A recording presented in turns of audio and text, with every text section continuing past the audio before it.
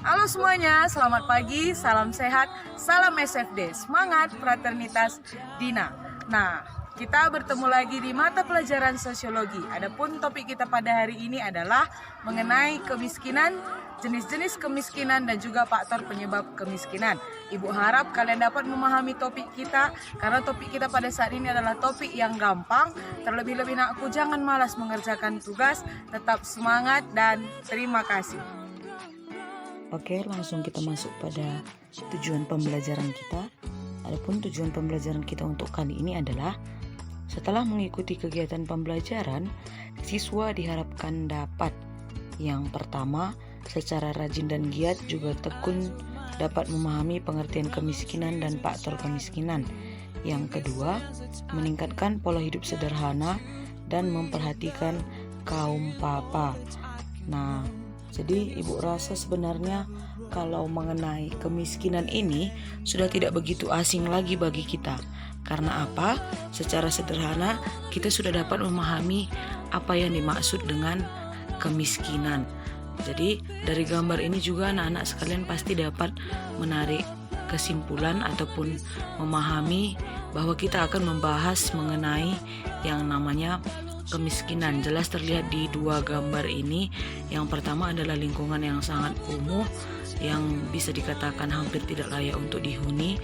Yang kedua adalah orang yang tidak memiliki tempat tinggal. Oke. Nah, langsung saja kita masuk kepada judul kemiskinan sebagai masalah sosial.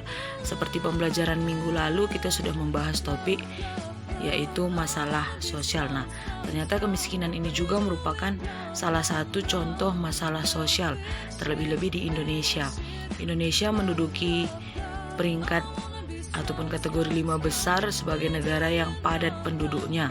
Ternyata kepadatan penduduk tersebut juga mempengaruhi terjadinya atau meningkatnya faktor kemiskinan di Indonesia. Nah, kalau secara sederhana kita sudah memahami apa yang dimaksud dengan kemiskinan. Otomatis ketika mendengar kata miskin, yang ada di dalam benak kita itu pasti tidak mampu memenuhi kebutuhan hidup, ya kan? Dari segi ekonomi juga kehidupannya terbatas, tidak memiliki pendapatan. Nah, oke. Supaya lebih jelas lagi, langsung saja kita masuk kepada pengertian kemiskinan menurut Gilin dan Gilin, ya. Nah, jadi Gilin dan Gilin ini mengatakan bahwa kemiskinan itu adalah kondisi ketika seseorang tidak dapat mempertahankan skala hidup atau kondisi standar hidup yang rendah. Ya, jadi dia mengatakan bahwa miskin itu adalah ketika standar hidup yang rendah. Oke. Nah, jadi ada lagi menurut Brandlett.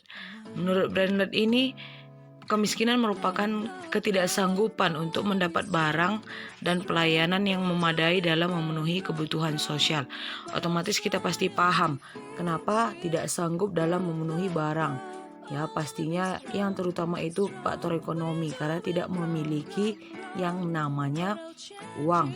Jadi secara sederhana ketika kita tidak memiliki uang, kita tidak akan mungkin bisa membeli barang ataupun memenuhi kebutuhan yang ingin kita penuhi. Lalu ada lagi menurut Kuncoro, dia mengatakan bahwa ketidakmampuan untuk memenuhi standar hidup minimum. Jadi jelas dari ketiga para ahli ini dapat kita simpulkan bahwa kemiskinan itu seperti yang tadi Ibu katakan, ketika yang pertama tidak memiliki pendapatan, yang kedua tidak mampu memenuhi kebutuhan hidup, dan juga yang ketiga itu adalah standar hidupnya rendah. Jadi cukup jelas mengenai kemiskinan ya anakku. Nah, lalu masuk kita pada bentuk kemiskinan menurut Baswir dan Sumodiningrat. Jadi dia mengatakan ada dua bentuk kemiskinan. Yang pertama, kemiskinan absolut. Kemiskinan absolut ini artinya adalah ketika pendapatan itu di bawah jumlah pendapatan. Menurut Bank Dunia sendiri, kemiskinan absolut ini adalah hidup dengan pendapatan di bawah $1 per hari. Ya, nah jadi dapat kita pahami bisa kita pikirkan. Coba anak-anak kami bayangkan, kita buatlah misalnya pada saat ini harga $1 itu 15.000. Nah, jadi ketika pendapatan di bawah 15.000, apa yang kira-kira sanggup untuk dibeli? Sementara seperti yang kita ketahui, kebutuhan pokok pada saat ini sudah sangat mahal. Ya, seandainya pun bekerja ibu dan ayah hanya berjumlah 30.000 dalam satu hari. Jadi tidak akan cukup, apalagi misalnya dengan jumlah anak yang dimiliki 3 ataupun 4, itu sudah sangat jelas dia tidak akan mampu memenuhi kebutuhan hidupnya, ya. Yang kedua adalah kemiskinan relatif. Jadi kemiskinan relatif ini adalah kemiskinan yang dilihat antara tingkat pendapatan dan tingkat pendapatan lainnya. Maksudnya contoh misalnya kita buatlah di Indonesia dengan standar hidup yang berbeda-beda di setiap daerah. Atau contoh misalnya di Tanah Karo ini sendiri, kita buatlah misalnya gaji dari pekerja ataupun istilahnya aron, ya kan, itu kita buatlah rata-rata 70.000. Nah, dengan 70.000 itu apabila bekerja suami istri, apakah mampu di dalam memenuhi satu kebutuhan? Maksudnya adalah jangan sampai seperti kata pepatah, besar pasak daripada tiang, lebih besar pengeluaran daripada pendapatan. Jadi maksudnya apabila pendapatan itu kita buatlah rata-rata berjumlah 100.000 per hari, tetapi pengeluaran itu berjumlah 200.000. Nah, ini otomatis tidak akan dapat memenuhi kebutuhan hidup. Jadi ini adalah dua bentuk kemiskinan menurut Baswir dan Sumodiningrat, ya. Jadi adapun faktor penyebab kemiskinan secara sosioekonomis tetap menurut Baswir dan Sumodiningrat itu, nakku, ada 3. Yang pertama adalah kemiskinan natural. Jadi kemiskinan natural ini merupakan keadaan miskin dari awal, ya, sejak awal dia sudah miskin. Jadi menurutnya kemiskinan natural ini berasal dari faktor alamiah, namanya juga natural, ya, alami. Contoh misalnya dia miskin karena cacat fisik, karena sakit, usia lanjut, ataupun bisa muncul kemiskinan karena faktor bencana alam, ya. Nah, jadi itu dia bersifat natural. Oke, yang kedua ada bersifat kemiskinan kultural. Kemiskinan kultural ini merupakan kemiskinan yang disebabkan oleh gaya hidup, kebiasaan hidup, dan budaya ketika masyarakat merasa hidup berkecukupan dan tidak merasa kekurangan. Ingat selalu kultural, kebudayaan, budaya, ya, kebiasaan. Jadi kebiasaan ini ataupun kultural ini bukan karena hanya adat istiadat. Jadi kemiskinan kultural ini bisa juga, contoh misalnya anak-anak kami sekalian berasal dari keluarga yang kaya. Hanya saja karena berasal dari keluarga yang kaya, anak-anak kami ini memiliki gaya hidup malas, boros, tidak disiplin dalam menggunakan uang, suka berfoya-foya, ya kan?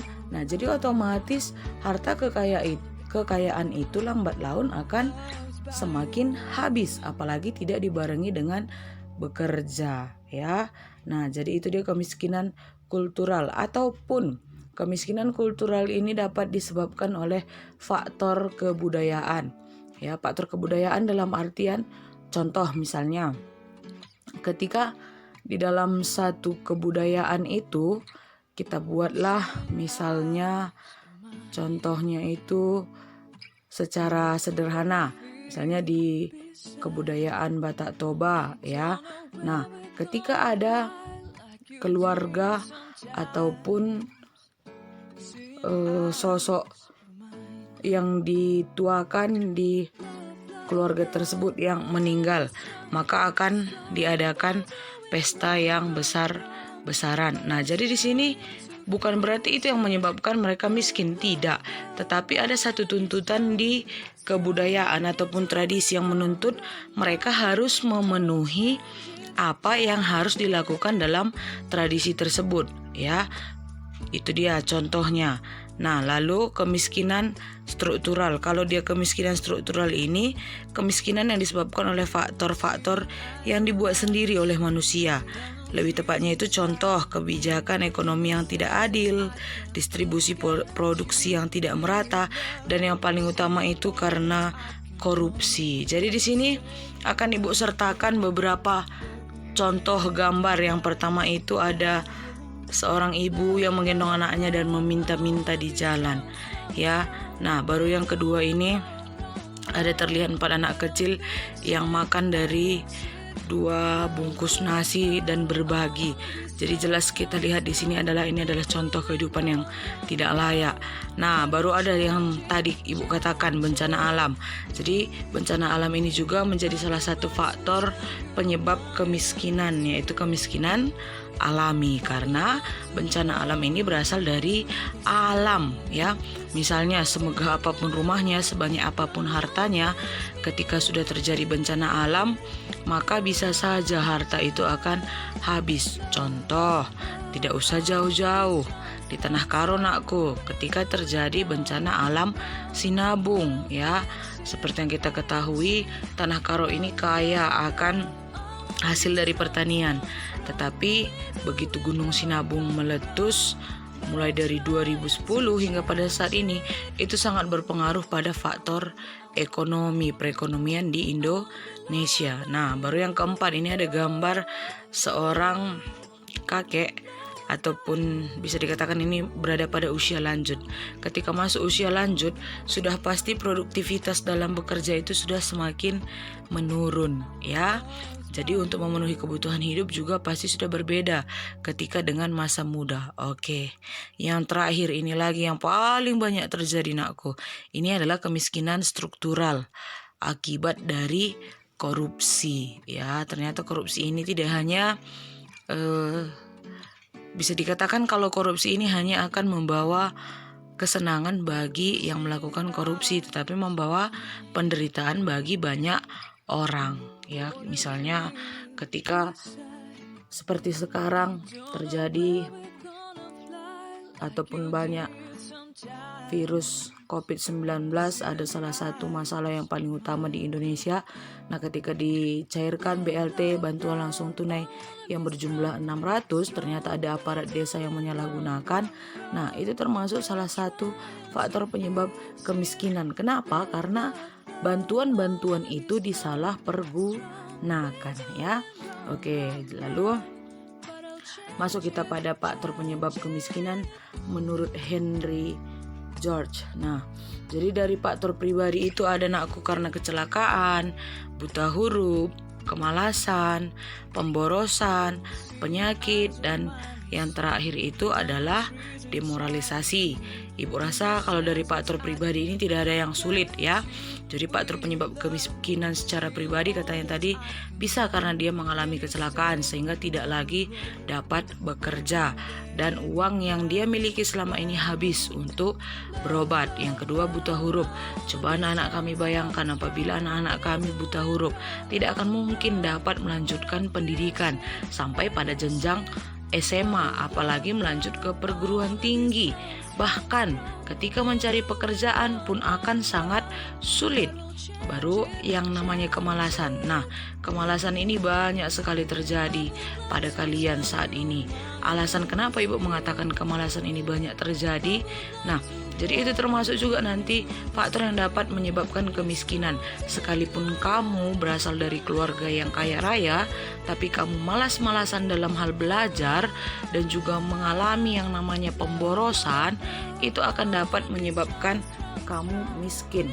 Kalau pada saat ini bisa dikatakan kemalasanmu ini menyebabkan kemiskinan dalam hal miskin moral dan juga miskin dalam pendidikan. Lalu ada pemborosan, lalu penyakit, yang terakhir demoralisasi. Demoralisasi ini adalah penurunan nilai-nilai moral gaya hidup yang bebas, boros, konsumtif, itu dapat menyebabkan kemiskinan. Oke. Lalu masuk kita ke faktor geografis ya. Di sini dilihat dari segi geografinya. Nah, jadi kalau dari faktor geografis ini sendiri yang dapat mempengaruhi kemiskinan itu adalah iklim dan cuaca. Maksudnya iklim dan cuaca yang kurang baik dapat menurunkan tingkat produktivitas. Contoh misalnya di Tanah Karo apabila terjadi seperti kemarin itu hujan es katanya, ataupun dalam istilah bahasa Karonya baho ya, tanaman akan rusak dan juga harga menurun. Itu dapat menyebabkan juga kemiskinan apabila terus-terusan berlanjut, atau misalnya musim paceklik yang berkepanjangan itu juga dapat menyebabkan penurunan pada pertanian. Lalu yang kedua, tidak adanya sumber daya alam yang memadai. Contoh misalnya tidak ada tanah yang subur, air tidak cukup di wilayah tersebut. Nah, jadi itu juga sangat berpengaruh terhadap penduduk di sekitarnya.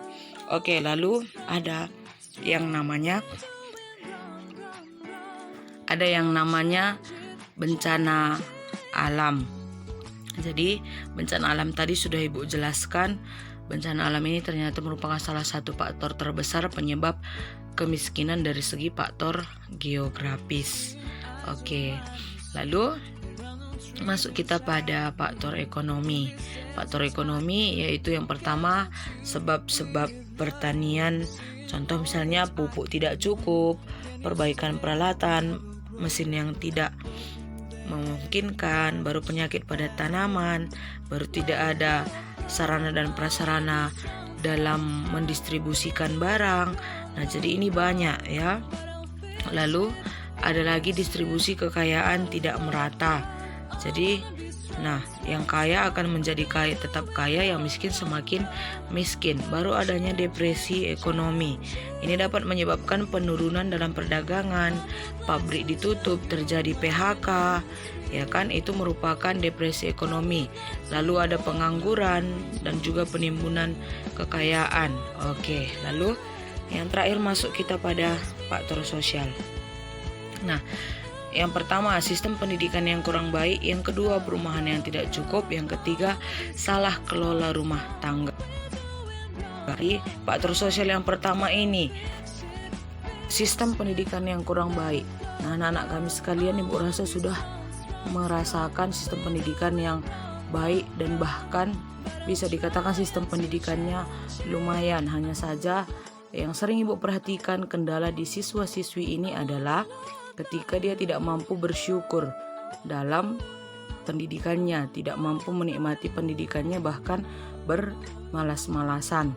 Ya, jadi inilah beberapa faktor penyebab kemiskinan.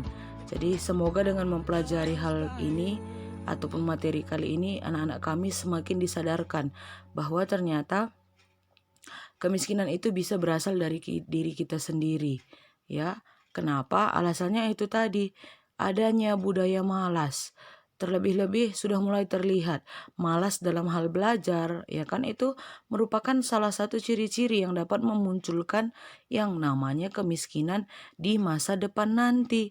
Jadi jangan terlalu berleha-leha, jangan terlalu malas, tetaplah semangat ya, walaupun kita belajar daring. Yang terpenting itu, nakku, tetap pada komitmenmu bahwa kamu itu adalah seorang siswa-siswi.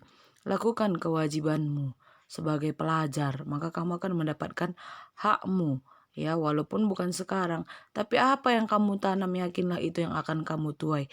Tidak mungkin kamu menanam padi tapi yang kamu panen nantinya adalah jagung.